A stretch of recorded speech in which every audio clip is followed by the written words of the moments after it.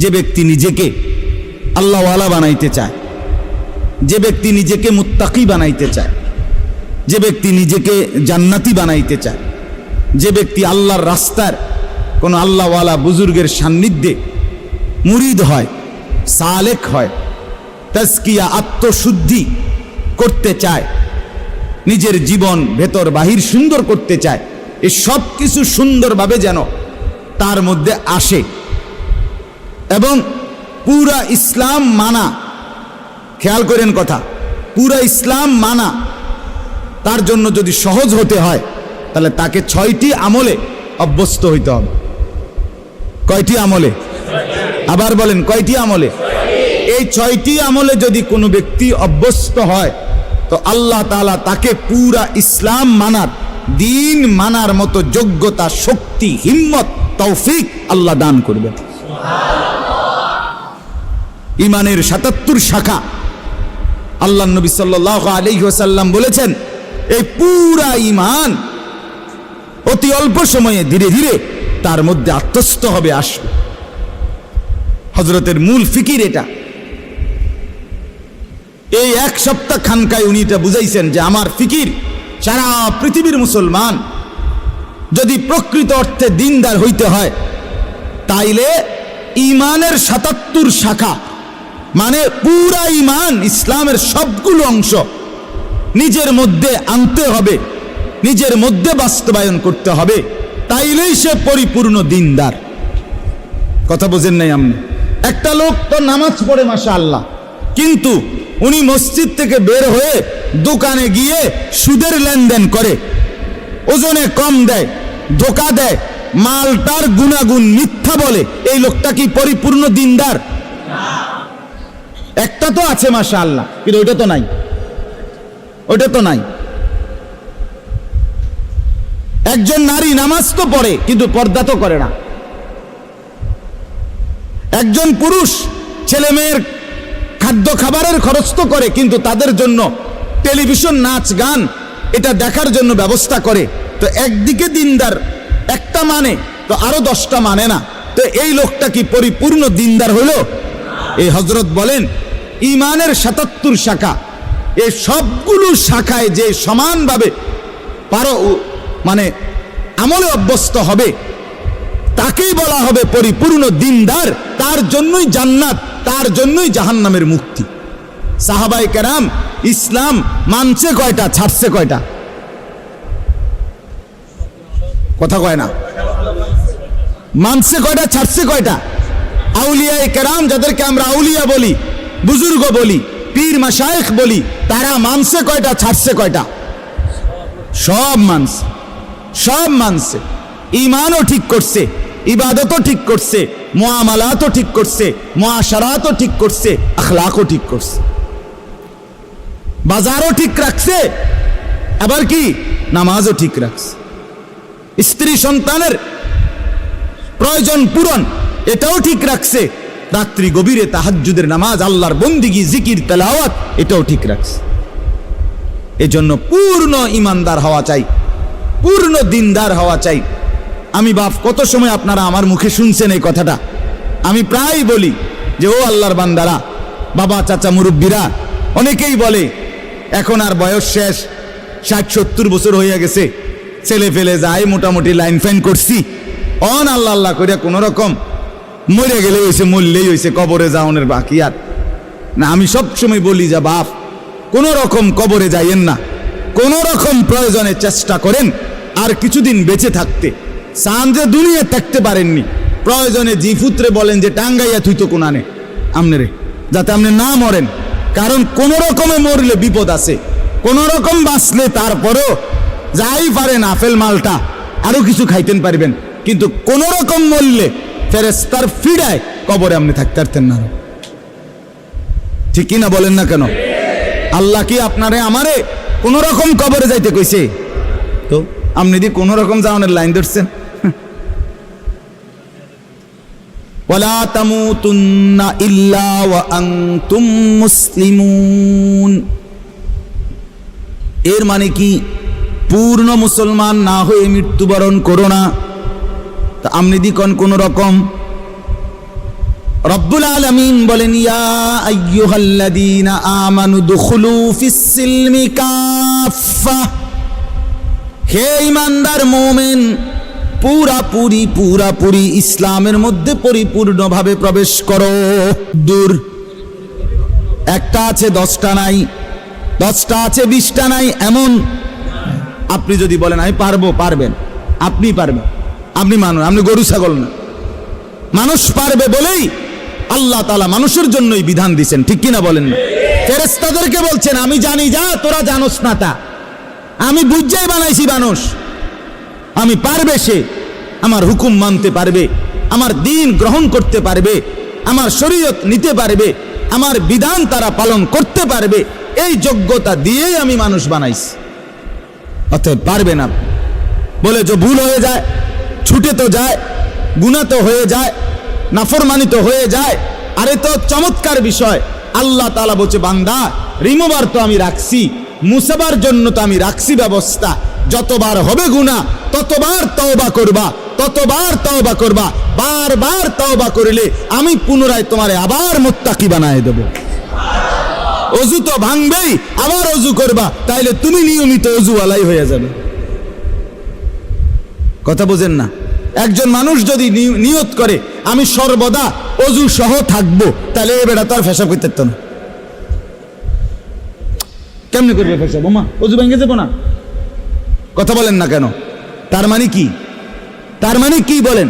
সাহাবীদের জীবনীতে আছে, আউলিয়াদের জীবনীতে আছে, তিনি সর্বদাই অজু অবস্থায় থাকতেন, তার মানে পেশাব করতেন না, নাপাক হতেন না ওনারা, আবার করে নিতেন অজু।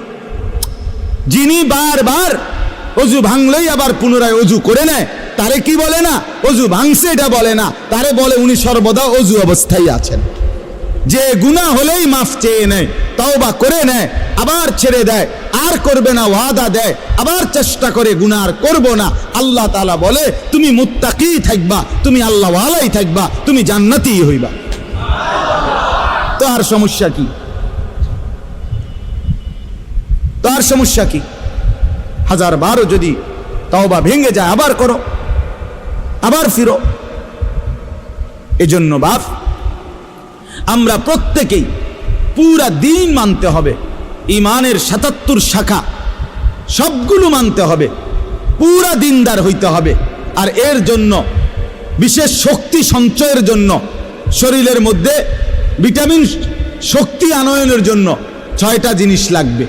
1 নাম্বার, এই 10 আয়াতের আলোকে বলতেছি, 1 নাম্বার হলো কিয়ামুল লাইল, তাহাজ্জুদ নামাজ, রাত্রিকালীন নামাজে অভ্যস্ত হইতে হবে।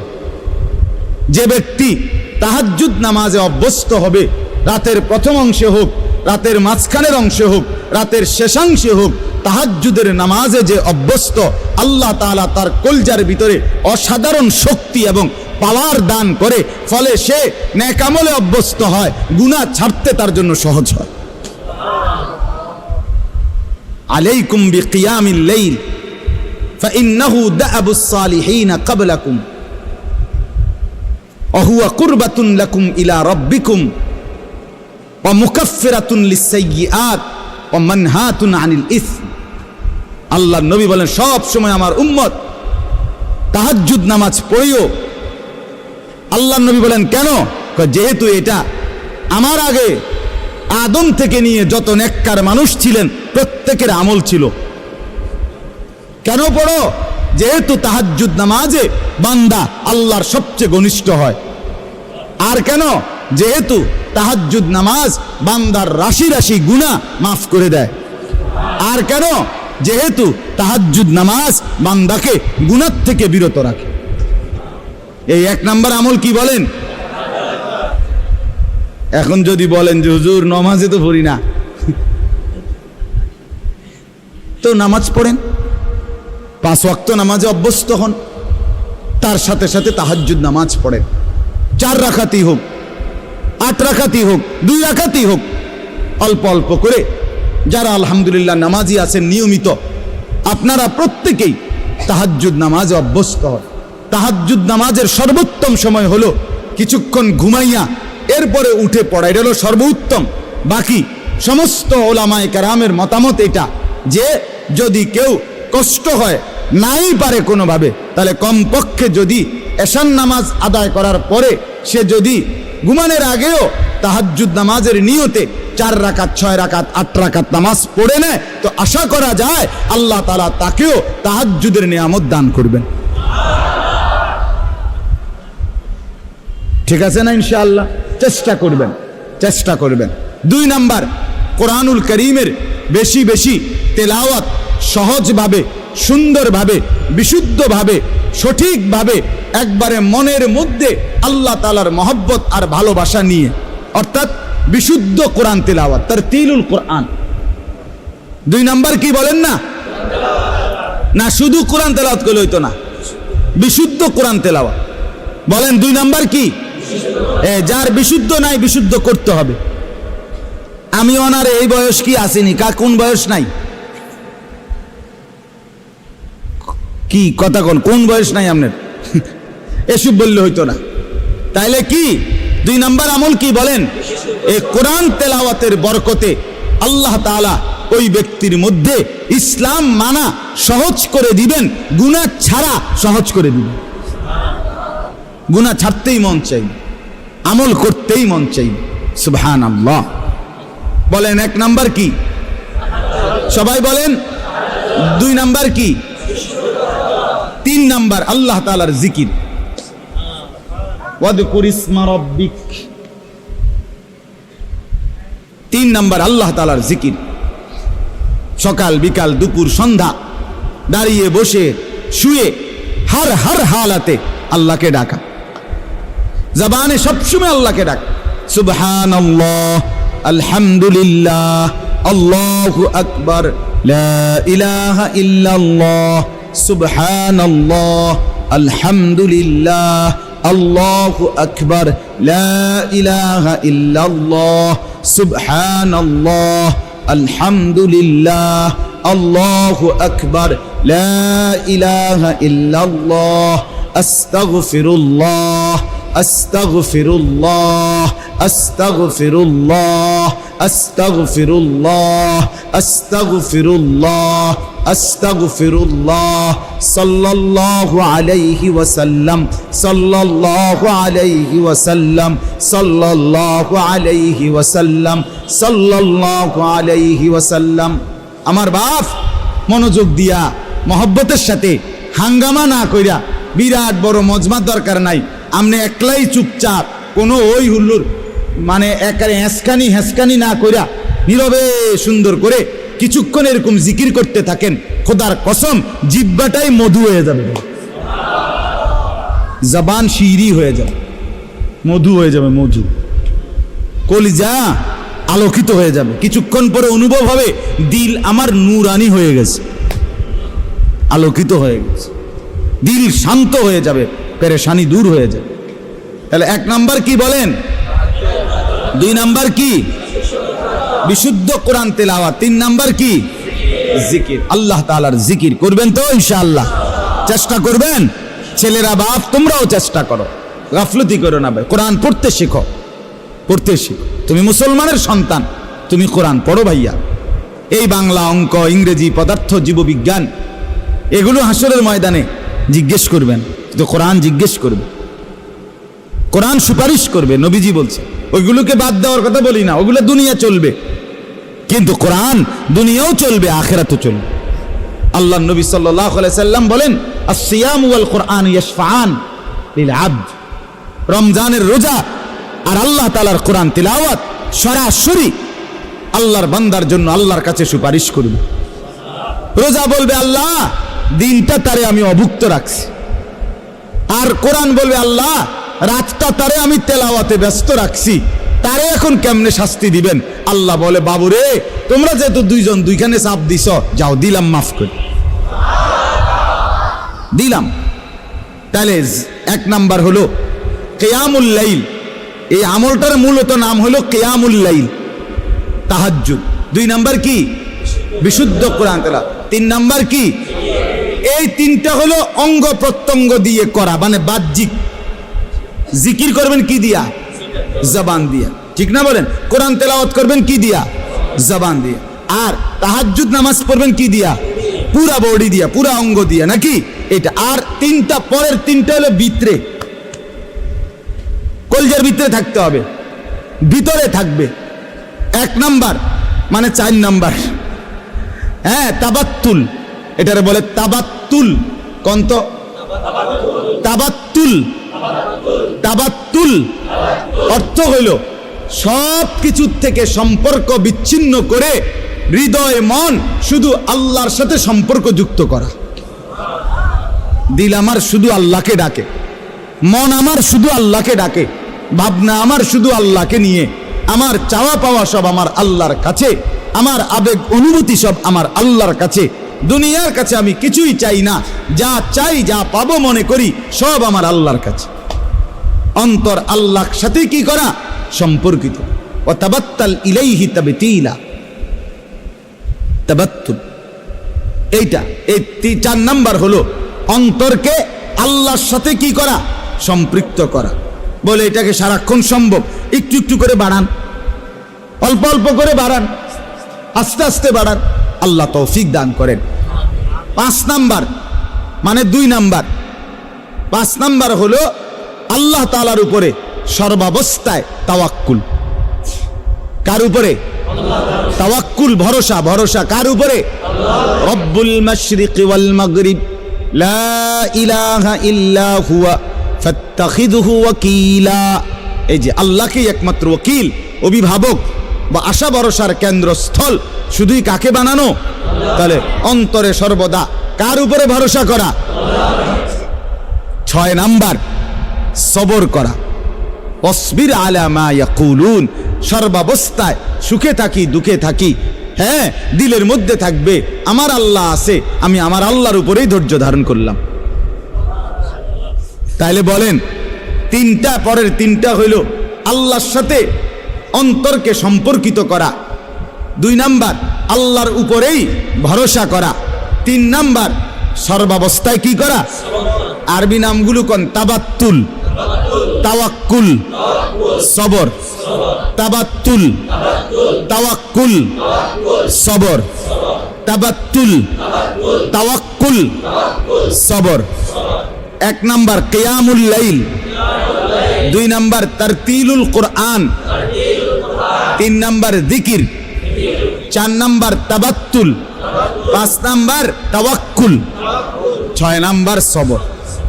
3টা বাহিরে, 3টা ভিতরে।